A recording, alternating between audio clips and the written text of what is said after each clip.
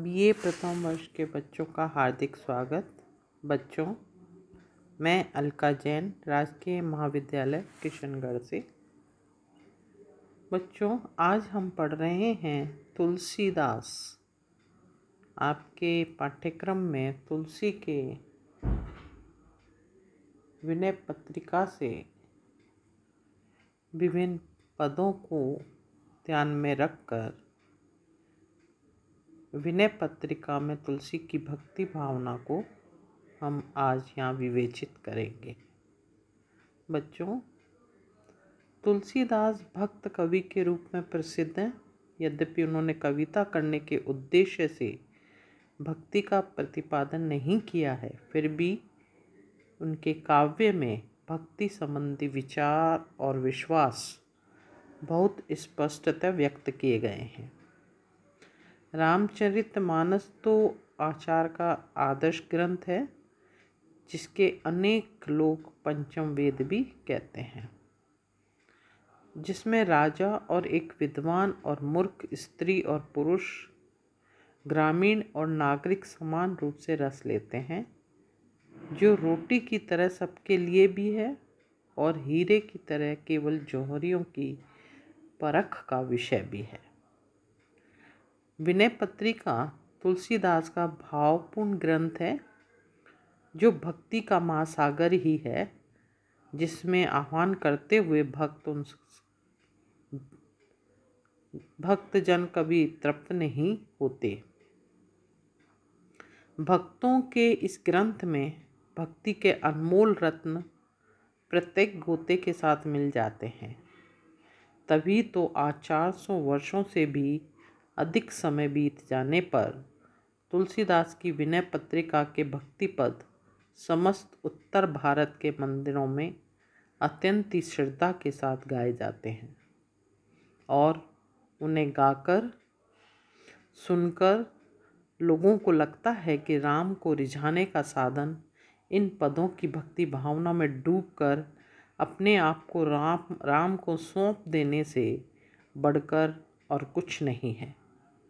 संसार की छीना झपटी, ऐहिक, दैहिक और भौतिक तापों से संतप्त विनय पत्रिका के पदों से समरस होकर एक अलौकिक और अनिर्वचनीय आनंद को प्राप्त करता है। तुलसीदास ने इस ग्रंथ की रचना जीवन के अंतिम वर्षों में की थी, जब मौन की शनिचरी का योग था। वे स्वयं वृद्धावस्था और उसके स्वाभाविक रोगों से पीड़ित थे। तब उन्होंने कष्टों से मुक्ति पाने के लिए अपने आराध्य इष्ट देव भगवान राम के पास एक प्रार्थना पत्र विनय पत्रिका के रूप में भेजा, जिसमें नाना प्रकार से राम की अभ्यर्थना की गई है। उनसे अनुनय विनय किया गया है। वे अपने राम से प्रार्थना करते हैं कि आपका दास तुलसी संसार के रोगों से बहुत पीड़ित है, उसे मुक्ति प्रदान करें। यह बनी विनय पत्रिका अनेक देवी देवताओं, राम के भाइयों, माँ जानकी, शिव पार्वती आदि को प्रसन्न करके उनकी सिफारिशों के साथ भरत के मार्फत राम के पास पहुंची, जिसको उन्होंने सही कर दिया और तुलसीदास की विनय पत्रिका राम ने स्वीकार कर ली। आराध्य को रिझाकर अपने अनुकूल बनाने वाले इस ग्रंथ में तुलसीदास ने अपनी भक्ति भावना का नाना प्रकार से प्रकाशन किया है।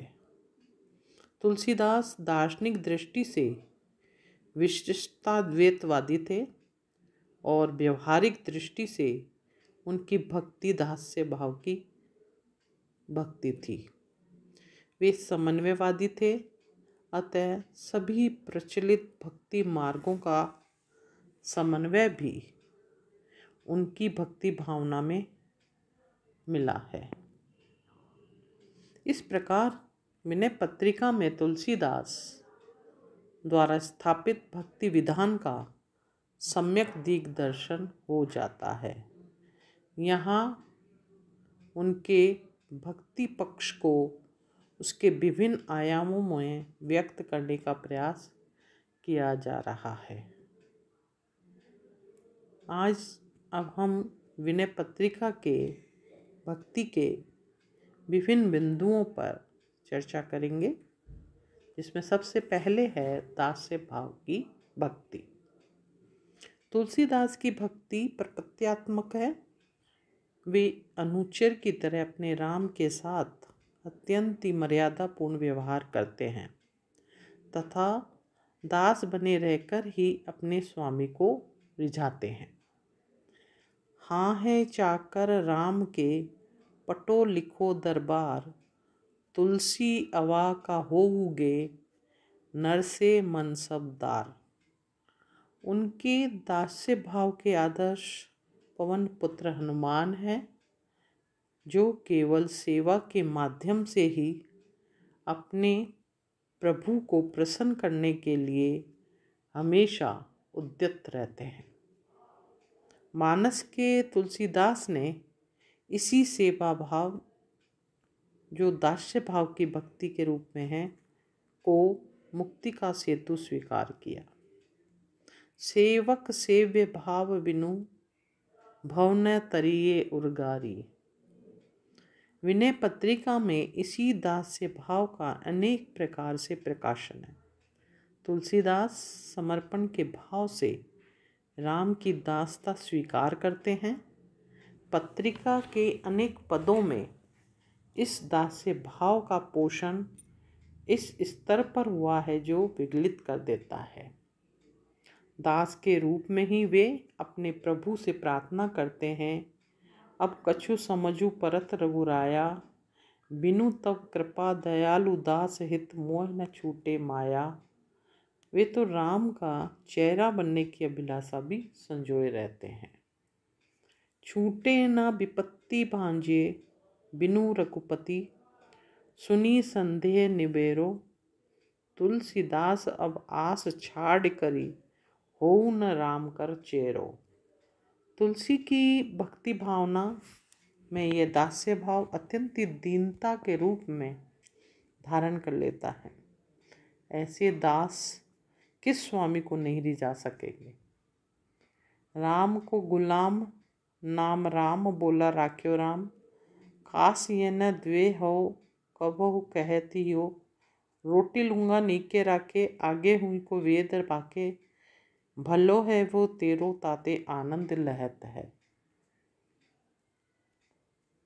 इसी प्रकार हम तुलसी की भक्ति में प्रभु की उदारता व महानता में विश्वास भी दिखाई देता है।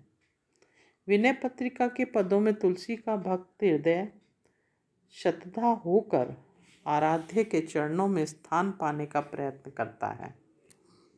उसे अपने इष्ट देव की उदारता और महानता में विश्वास है।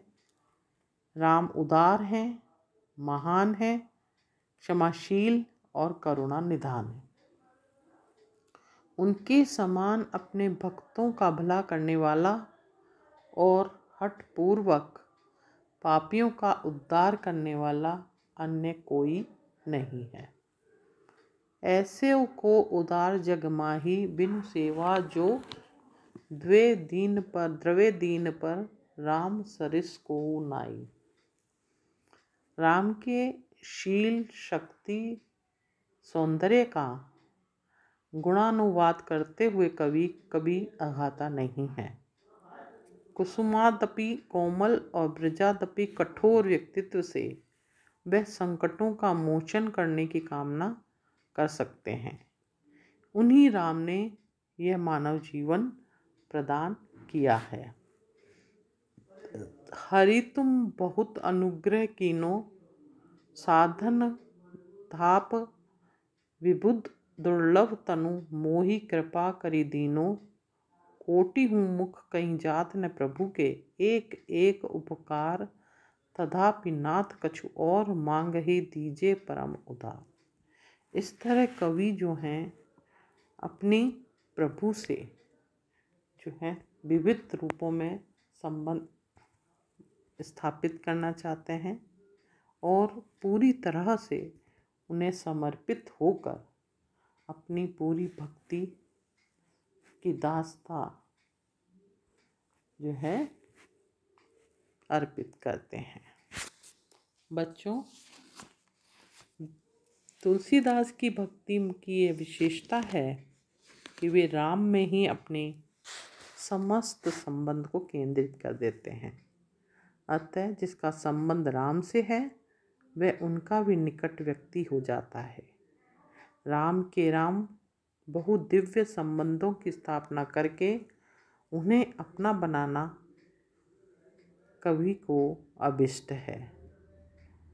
तू दयालु दीन हो, तू दानी हो भिखारी, है प्रसिद्ध पातकी तू पाव पुंजहारी। भाव तू अनाथ को अनाथ कौन मोसो, मोह समान आरत नहीं आरती हर तो सो। ब्रह्म हो जीव हो तू ठाकुर हो चेरो, तात मात गुरु सखा तू सब विधि हेतु मेरो। मोही तो ही नाते अनेक मानिए जो भावे, त्यों त्यों तुलसी कृपालु चरण शरण पावे। जिसका संबंध राम से नहीं है वे उसे परित्याज्य समझते हैं।